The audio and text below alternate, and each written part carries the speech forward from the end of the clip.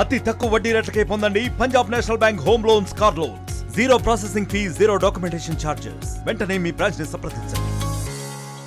తిరుపతి నగరంలో 12వ తేదీ రాత్రి అంటే 13వ తేదీ అర్లీ అవర్స్లో సుమారు ఈ Daaku Maharaj cinema theatre various థియేటర్లో రిలీజ్ కావడం అయింది. అందులో ప్రతాప్ థియేటర్లో కానీ గ్రూప్ థియేటర్స్ వద్ద తిరుపతిలో రిలీజ్ కావడం.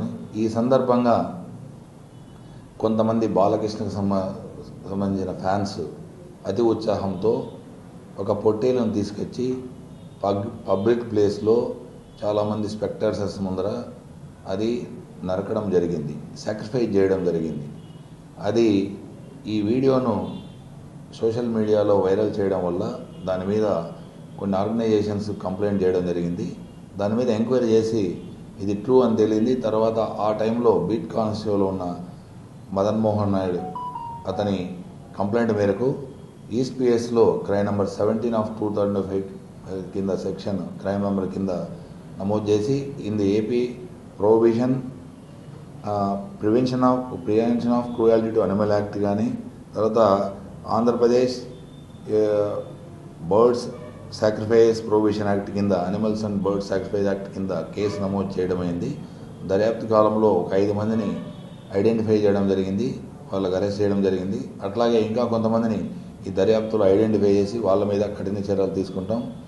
తిరుపతి నగరము ఆధ్యాత్మిక నగరం కాబట్టి తిరుపతి ప్రజలు ఎవరికి ఇలాంటి దాంట్లో కోఆపరేట్ చేయకుండా మంచి నగరంగా ఆధ్యాత్మిక నగరంగా ఉండాలంటే మీరందరూ కోఆపరేట్ చేసి ఇలాంటి ఫ్యూచర్లో జరగకుండా చూడాలని ప్రతి ఒక్క నగరవాసులకు ప్రత్యేకంగా విజ్ఞప్తి చేస్తున్నా. ఇది తిరుపతి నగరం ప్రపంచ నగరం, ఆధ్యాత్మిక నగరంగా ఉంది. ఎక్కడ ఈ తిరుపతిలో ఏం చిన్న ఇన్సిడెంట్ జరిగినా అక్రాస్ ఇండియా అక్రాస్ వరల్డ్ వెళ్తుంది. కాబట్టి మనమందరము దీన్ని జాగ్రత్తగా ఆధ్యాత్మిక నగరం మంచి నగరంగా ఉంచాలంటే మీ అందరి సహకారం అవసరం.